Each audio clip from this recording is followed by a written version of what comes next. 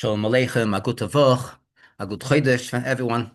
And we'll begin the story with the classic and one of the classic instructions that the Rebbe gives in regard to the 9 days, and actually, if even after the 9 days, until the 15th of Av, which is making a Siyum Masechta. Uh, I'm not going to be making a formal siyum, but nevertheless, I had the chus of hearing a siyum tonight at shul before the shir. We'll give over just one or two details.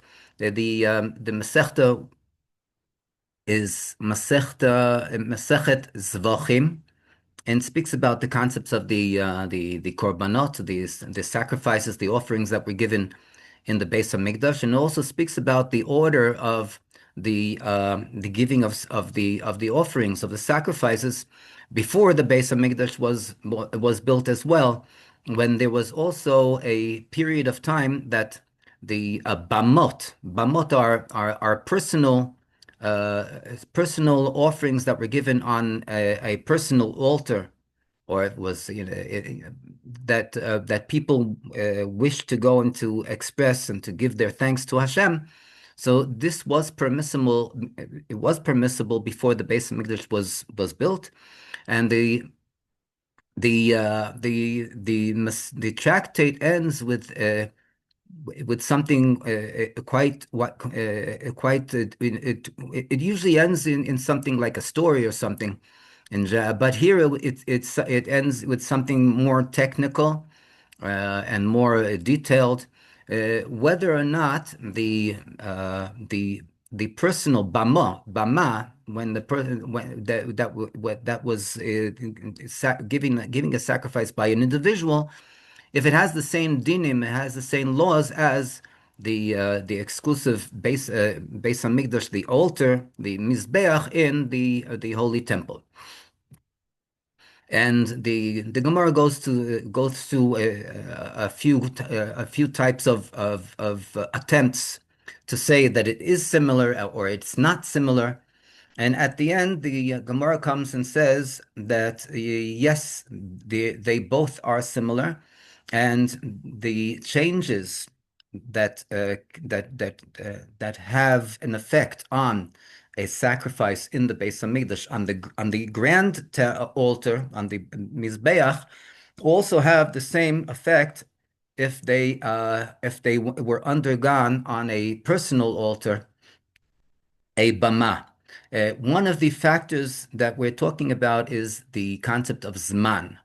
We know that time is a very important and dear factor in general in the Torah, but specifically in the Beis Hamikdash. And therefore it says that if the altar, or if the sacrifice and the time that the meat of the sacrifice that was permissible to be eaten passed, usually it's after Chatzos, after midnight. So then it says that this meat can no longer be eaten and has to be burnt. And therefore, since this is a factor that we said, not only that applies to the altar, the public altar in the Beis Hamikdash, but it also applies to the individual altar of every single Jew that goes and wants that in those days before the Beis Hamikdash would sacrifice, give their korban, their offering. So then also the concept of time is a factor that makes a change, has an effect on the korban, making it void from being able to be eaten and has to be burnt. And in the Siyum, so there was brought a story from the Rebbe that once there was an article that was written here in Eretz Yisrael about the Rebbe by Chabad of the Tzirei Agudas Chabad, the Chabad youth organization here in Eretz Yisrael. And before the article was handed in, so it was sent to the Rebbe in order for the Rebbe to edit. The Rebbe went over the article, and there was a specific point in the article that stressed how dear the concept of time is by the Rebbe, that every month and every day, week and every day that goes by, every minute and in the article they initially wrote every minute and every second that goes by, the Rebbe sees to utilize and to make sure that that there is no waste of time. It was interesting. They say that the Rebbe gave it's not that they say, the Rebbe gave the article back to Tzach, and in the article, the Rebbe edited the words every second. The Rebbe crossed off every second and left all the others until every minute. They say that the Rebbe wanted to give an instruction to not only about himself, but an instruction that every single Jew would be able to go and to handle everything. Every single Jew would be able to look at and say, "Oh, that seems to be something that is practical." And that I could that I can actually internalize within myself.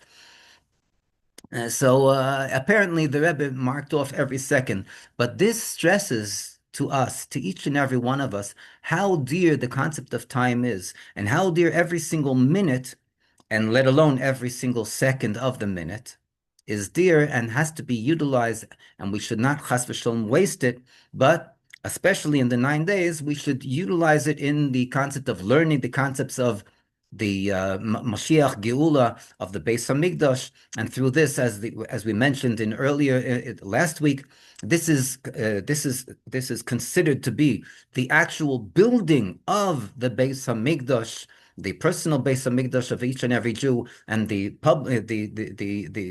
klal of and the public Beis Hamikdash of Klal Yisrael, of all the Jewish nation.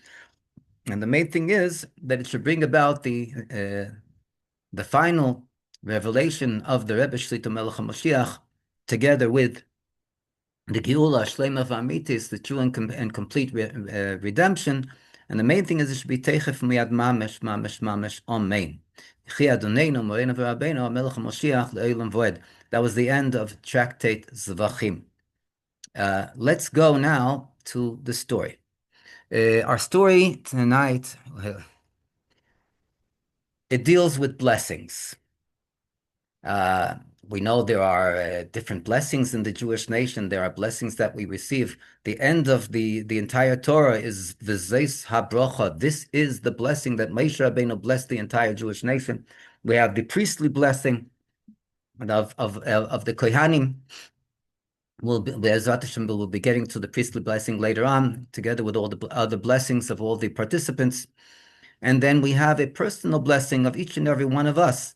It says, Al Yehei Birkat Hediot Kal Beinecha. In translated to English, that the blessing of a simpleton should not be something that it should not be something that is not valuable in our eyes.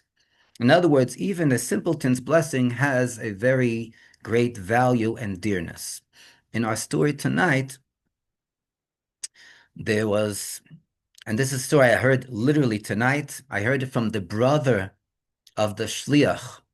There is the Kirschensaft family they used to live in Gush Katif before there was the disengagement and the uprooting of all the settlements that were in that area of the Otef Aza and Aza, the Gaza area. And this family, the Kirshenzov family, together with many other families, moved from where they were in Gush Katif. They moved to, I think it was called Neved Dekalim. They moved to the settlement of Nitzan, which is a little bit north of Ashkelon, south of Ashdod. And Rabbi Kirshenzov's brother was the shliach, together with his father, of the Chabad house of Nitzan. He gave over the following story. He told me that last month there was his brother. His brother received a telephone call. It was from someone that someone from the Nitzan settlement, and he said that he's in terrible state of anxiety. What's your anxiety? So he says, I'll tell you the truth straightforward. He says that he dreamt last night a dream. So no, dreams, everyone dreams. So he says, no, no, no, you don't understand. It wasn't just a dream. He said he dreamt a dream that he died. So Rabbi Kirschensaft, his name is Pinchas. He's a very straightforward fellow, and we know in general that the way that we relate to dreams, the Talmud actually says that chaloim is divrei shav yidaberu, that dreams give over false messages, and that we should not relate to dreams in a total totalitarian manner.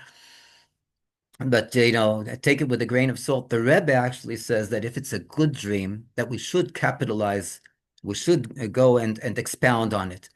But the way that we relate to other dreams, if they don't have a positive content, we relate in the manner of the dreams speak full messages of fallacy. So and also Ein Hora, all those things that have to do with concepts that are not necessarily, concrete in halacha in regard to what the way a person should or should not live their life. So Rabbi Kishenzaft heard the story and he said, "Listen, I understand that it really concerns you. I can really feel for your anxiety, but it's after all, even though the content is so shocking, it's only a dream. I wouldn't consider it even for another moment. Just forget it." The guy goes on and he says, "No, I don't. I can't hang up. I can't stop speaking with you until you give me your word. You give me, you give me a neder that nothing is going to happen to me." So in other words, that I'll continue to live. So Penny Kirschensaft says to him, "Listen, even if we would go and we would write to the Rebbe, the Lubavitcher Rebbe, Melech Ha'Moshiach, so there's no such thing that the Rebbe goes and says he gives his word, he makes a neder that this and this is not going to happen. So what do you want me to do?" So he says, "Listen, I don't know. I don't know. Other than you're my rabbi, and I put, and he says he's placing his life in his hands, and therefore I want you to go and to reassure me as a shliach of the Rebbe. Reassure me as a shliach of the Rebbe that I'm going to continue to live. Nothing will happen to my life." So he hears that this guy really is in a real pickle. And he can't hang up the phone on him. So he says, "Okay, you know what?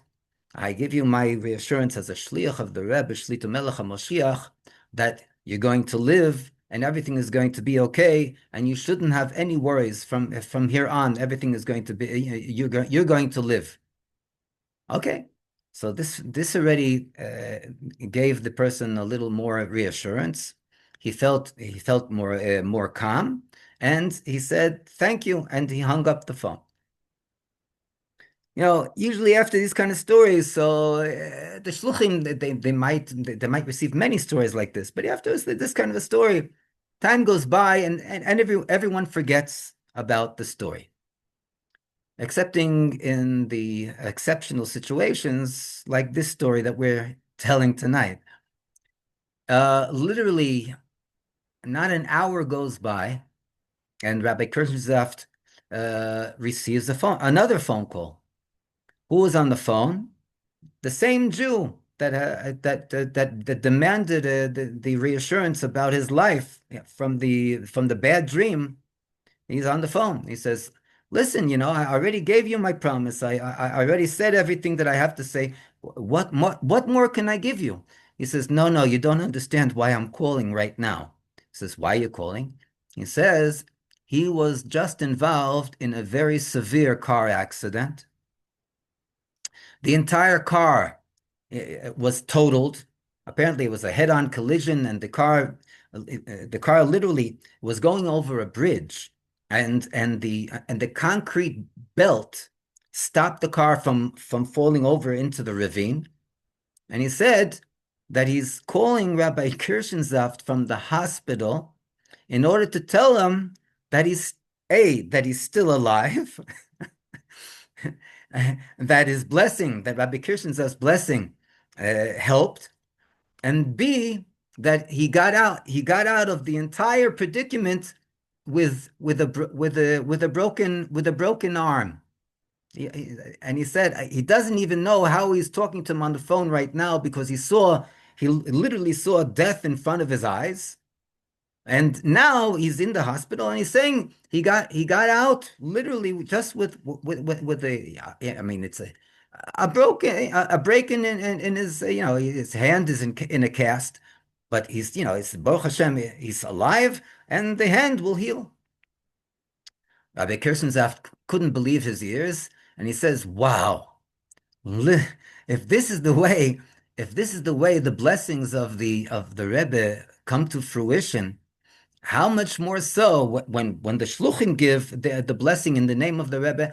How much more so we have to go and we have to hold dear every single blessing that we give to people, that people ask of us, that we have to know and we have to understand that these are not just empty words, but when we go and we give the blessing from the depths of our heart, can come. So then, literally, it does have a hashpah, it has an influence, and it does bring about the final results. And Baruch Hashem, the main thing is that we have to remember that we have to bless each other, we have to bless ourselves and our families, and we have to make sure that the greatest blessing comes and is revealed, the revelation of the Rebbe Shlita Melech Ha'Moshiach on a good and revealed basis, and should be teichef umiyad mamish mamish mamish. Yechi Adonenu Moreinu v'Rabbeinu HaMelech Ha'Moshiach Chai v'Kayam L'Olam V'Od. Amen.